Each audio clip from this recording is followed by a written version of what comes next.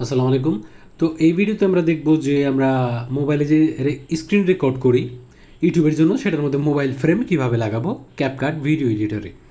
তো প্রথমে আমাদের ক্যাপকাট ভিডিও এডিটর ওপেন করে নেব, তারপর এখান থেকে একটা ব্যাকগ্রাউন্ড নিয়ে নেব। ঠিক আছে, যে কোনো একটা ব্যাকগ্রাউন্ড আপনি যে কোনো কালার নিতে পারেন। তারপরে আমরা এটাকে এসপেক্ট রেশিওটা চেঞ্জ করব ইউটিউবের যেটা।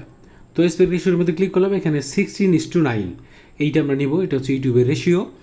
এখানে আমরা স্ক্রিনের সাইজ অনুযায়ী এটাকে অ্যাডজাস্ট করে নেব। ঠিক আছে, অ্যাডজাস্ট করে নিয়ে এটাকে আমরা টানবো, টাইনে আমাদের যতটুকু প্রয়োজন, আমাদের ভিডিও যতটুকু লং ততটুকু আমরা টানবো। ঠিক আছে, এই পর্যন্ত আমি টানলাম। প্রথমে চলে আসার পরে এখন আমরা ওভারলের মধ্যে ক্লিক করবো। আবার ওভারলের মধ্যে ক্লিক করে এখন আমাদের যে ভিডিওটা, সেই ভিডিওটা নিয়ে নিব। ঠিক আছে, ভিডিওটা নিয়ে নিলাম, দেখতে পাচ্ছেন। এখন আমরা মোবাইল ফ্রেমটা নিয়ে নিব। মোবাইল ফ্রেম যেটা আমার আগে ডাউনলোড করা আছে। আপনারা মোবাইল ফ্রেমটা কোথায় পাবেন? গুগলের মধ্যে যাবেন।